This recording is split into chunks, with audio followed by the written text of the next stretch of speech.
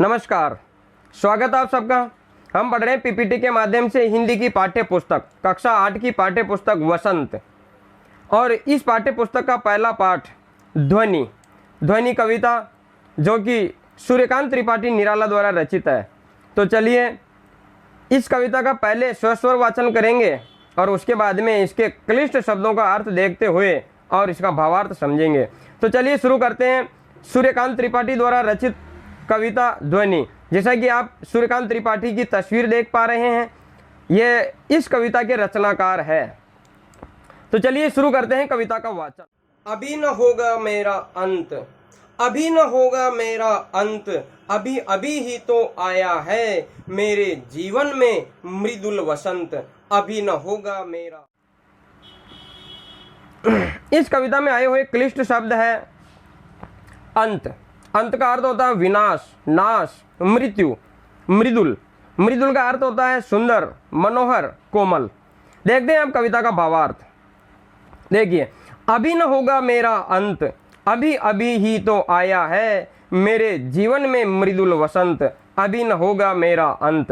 कवि निराला कहते हैं कि अभी मेरे जीवन का अंत नहीं हो सकता। क्यों? क्योंकि अभी अभी ही तो आया है मेरे जीवन में मृदुल वसंत। अभी अभी तो ये मेरे जीवन की शुरुआत है। अभी अभी तो मेरे जीवन में मृदुल, कोमल, सुंदर, मनोहर वसंत रूपी युवावस्था आई है। और इस युवावस्था के आगमन, इस वसंत ऋतु के आगमन में ही मेरे जीवन में निराशा कैसे छा सकती है, मैं निष्क्रिय होकर कैसे बैठ सकता हूँ। इसलिए अभी मेरा अंत संभव नहीं है, अभी मेरा अंत नहीं होगा, अभी तो पूरा जीवन शेष पड़ा है। क्यों? क्योंकि अभी तो इस युवावस्था का आगमन हुआ है और इस युवावस्था के आगमन पर ही मैं निष्क्रिय कैसे हो सकता हूँ। अंत का अर्थ है निष्क्रिय हो जाना, हाथ पर हाथ धरकर बैठ जाना, कुछ भी न करना।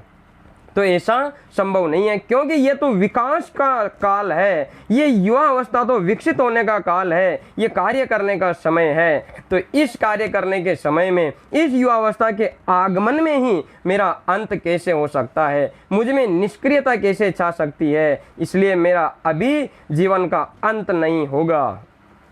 इस पद में आई हुई विशेष बात देखिए, इसमें कवि निराला का आशावादी आशा, भरपूर आशा है कि मेरे जीवन अभी पूरा बाकी है, उसमें मुझे अनेक कार्य करने हैं, स्वयं जाकर लोगों को जगाना है, स्वयं की निराशा दूर करके लोगों की निराशा को दूर करना है। उत्साहपूर्ण, भरपूर उत्साह भरा हुआ है कविता में निराला के जीवन में। और जिजीविषा से युक्त स्वर व्यक्त हुआ है। जिजीविषा, जीने की तीव्र इच्छा। अभी तो मुझे पूरा जीवन जीना है, अभी अंत कैसे हो सकता है।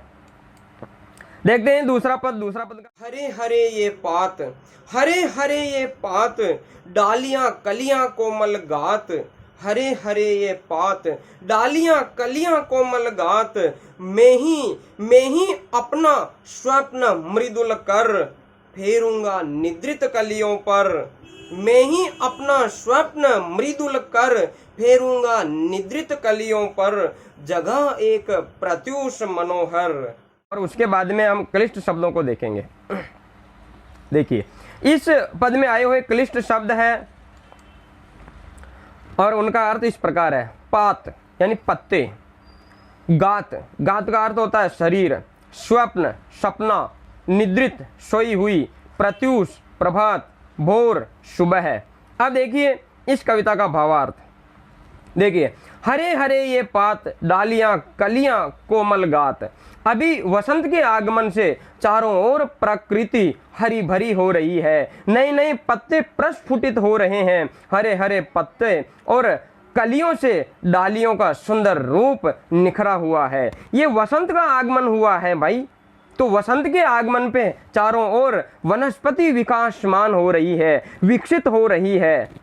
अब इसका भावार्थ क्या है देखिए, अर्थात यौवन आने से मेरे शरीर का सुंदर विकास हुआ है, यौवन आया है, युवा अवस्था आई है, जीवन में वसंत ऋतु आई है। जब वसंत ऋतु आई है, जब प्रकृति में वसंत ऋतु आती है, तो प्रकृति का रूप सुंदर हो जाता है, विकसित हो जाता है, विकास लगातार होता है, नए नए पत्ते खिलते हैं, नई नई कोंपलें फूटती है, पेड़ों का, प्रकृति का विकास होता है। उसी प्रकार मेरे जीवन में वसंत रूपी युवावस्था आई है, तो ये सारे परिवर्तन भी मेरे जीवन में होंगे। हरे हरे पत्ते, डालियां, कलियां, कोमल गात। अब ये जो डालियां, ये कलियां नई नई प्रस्फुटित हो रही है, इनका कोमल कोमल शरीर है। ये जो युवावस्था में देखिए मेरे मन में, मेरे इसमें कितने सुंदर सुंदर विचार प्रस्फुटित हो रहे हैं, कितने कोमल विचार प्रस्फुटित हो रहे हैं। ये अभी तो विकासमान है, अभी इनका विकास होगा। ये मैं ही अपना स्वप्न मृदुल कर फेरूंगा निद्रित कलियों पर।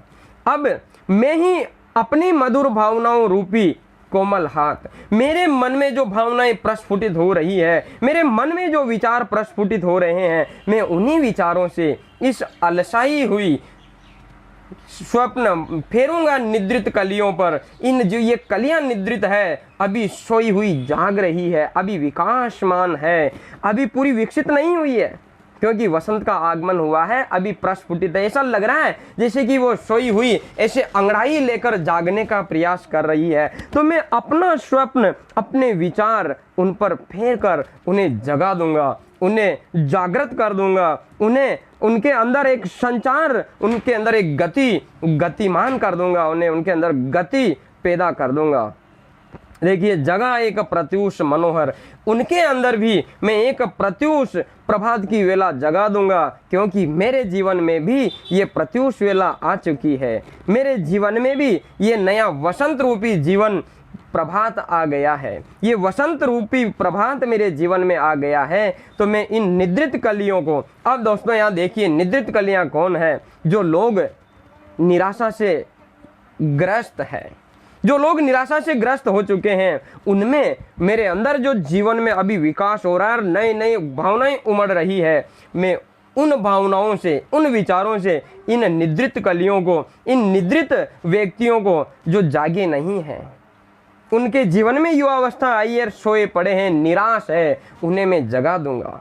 उन्हें मैं अपने विचार रूपी हाथों से उनके ऊपर फेर के, कोमल कोमल स्वप्न रूपी हाथ, विचार रूपी हाथ फेर कर उन्हें भी जगा दूंगा, क्योंकि मेरे जीवन में वसंत आ चुका है, मेरे जीवन में युवावस्था आ चुकी है, तो मैं उनके जीवन में भी ये परिवर्तन कर दूंगा।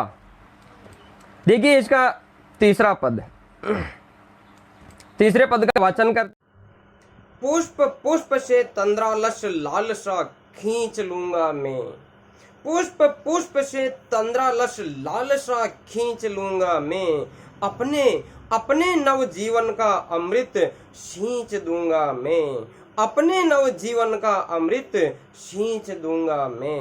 द्वार दिखा दूंगा उनको, द्वार दिखा दूंगा फिर उनको, है मेरे वे जहां अनंत, अभी न होगा मेरा अंत, अभी न होगा। हम इसमें आए हुए क्लिष्ट शब्दों का अर्थ देखेंगे। देखिए, इस पद में आए हुए क्लिष्ट शब्द, पुष्प यानी फूल, तंद्रालस यानी आलस्य से ग्रस्त, अनंत यानी जिसका अंत न हो, लालसा इच्छा, द्वार दरवाजा, मार्ग रास्ता। चलिए अब देखिए इस कविता का भावार्थ। पुष्प पुष्प से तंद्रालस लालसा खींच लूंगा मैं। देखिए, इस काल में यानी वसंत के काल में डालियों पर अनेक पुष्प खिले हैं। प्रकृति में वसंत का आगमन हुआ, चारों ओर प्रकृति खिल रही है, मुस्कुरा रही है। वैसे ही मेरे जीवन में युवावस्था का आगमन हुआ और मेरा जीवन, मेरा शरीर विकसित हो रहा है। इसमें नए नए विचार प्रस्फुटित हो रहे हैं। ये इसमें अब इस वसंत रूपी जीवन के आगमन से, वसंत के आगमन से पुष्प जो अभी खिलने को आतुर है, खिले नहीं है, अभी खिले नहीं है, खिलने को आतुर है, खिलने वाले हैं, अभी खिले नहीं है। ना तो वो सो रहे हैं, तंद्रा कहते हैं अर्ध निद्रा की अवस्था। जैसे हम बस में सफर करते हैं तो वहाँ ऐसे झटके आते रहते हैं नींद के, ना तो नींद में होते हैं और ना जागे हुए होते हैं, वह होती है तंद्रा की अवस्था। तो ये जो पुष्प अभी तंद्रा में है, जागे नहीं है, अभी खिले नहीं है और खिलने को आतुर हो रहे हैं, क्योंकि वसंत आ चुका है। तो इन पुष्पों से मैं लालसा खींच लूंगा। इन पुष्पों से जो तंद्रा की अवस्था में अब खिलेंगे, अब देखिए कई पुष्प रोज विकसित होते हैं और जड़ जाते हैं, मर जाते हैं। तो उनसे नए जो पुष्प तंद्रा में है वे खिलेंगे, वे निराश नहीं होंगे कि मुझसे पहले जो फूल थे वो जड़कर नष्ट हो चुके हैं, तो मुझे भी नष्ट हो जाना है। तो मैं क्या खिलूं नहीं? नहीं, वो तंद्रा में है और उसकी तंद्रा से, क्योंकि वो खिलेगा, उससे मैं लालसा खींच लूंगा, उससे मैं प्रेरणा ग्रहण कर लूंगा, क्योंकि मेरे जीवन में भी मैंने मृत्यु से साक्षात्कार किया है। तो क्या मैं निराश हो जाऊं? नहीं, अरे ये पुष्प भी खिलेगा, क्योंकि इसमें अभी वसंत का आगमन हो चुका है। तो जिस प्रकार वो पुष्प खिलेगा, उससे मैं वो प्रेरणा ग्रहण करके जीवन में आगे बढ़ने की प्रेरणा ग्रहण कर लूंगा। और दूसरी बात, ये जो तंद्रा में मनुष्य है, ये पुष्प तंद्रा में है, निराशा से ग्रसित हो चुके हैं, इन्हें मैं अपनी ओर आकर्षित कर लूंगा।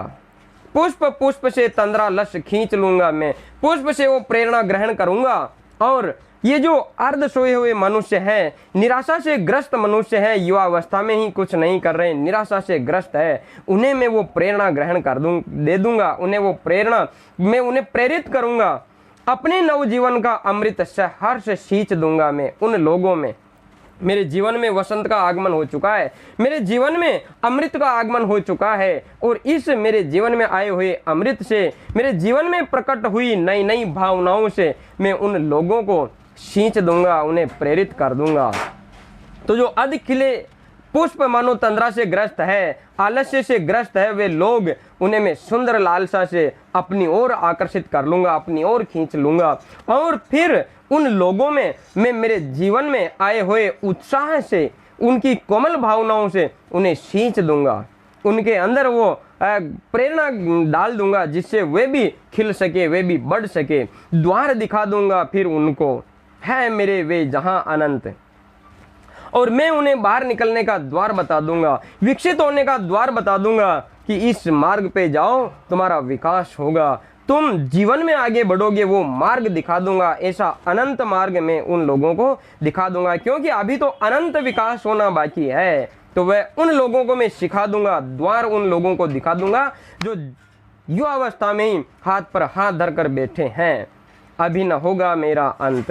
तो इस प्रकार अभी ये वसंत के आगमन से प्रकृति में असीमित विकास होता है, उसी प्रकार अभी जीवन में वसंत का आगमन हुआ, युवा अवस्था का आगमन हुआ है, तो अभी तो अनंत विकास होगा। तो वह अनंत विकास का मार्ग मैं उन लोगों को बता दूंगा।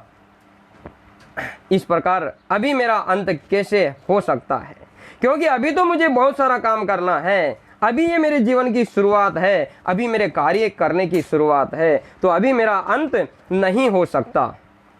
देखिए इस पद में विशेष बात, युवा अवस्था को वसंत का रूपक देकर कवि ने यौवनोत्साह की सुंदर व्यंजना की है। युवा अवस्था को वसंत का रूप दिया, जिस प्रकार प्रकृति में युवा अवस्था से विकास, जिस प्रकार प्रकृति में वसंत के आगमन से विकास होता है, उसी प्रकार जीवन में युवा अवस्था के आगमन से विकास होगा, नई नई भावनाओं का जन्म होगा, नए विचारों का जन्म होगा, शरीर का विकास होगा। यौवन के उत्साह की, किस प्रकार युवा अवस्था में यौवन का उत्साह अंगड़ाई लेता है, उसकी सुंदर अभिव्यंजना की है। चलिए अब समय है आज के प्रश्न का। तो आज का प्रश्न है आपके लिए, पहला प्रश्न है, कविता का भावार्थ आपको लिखना है, अपनी अभ्यास पुस्तिका में कविता का भावार्थ लिखना है। और दूसरा प्रश्न है, निराला ने युवा अवस्था की तुलना वसंत से क्यों की, यह भी आपको अपनी अभ्यास पुस्तिका में लिखना है। धन्यवाद।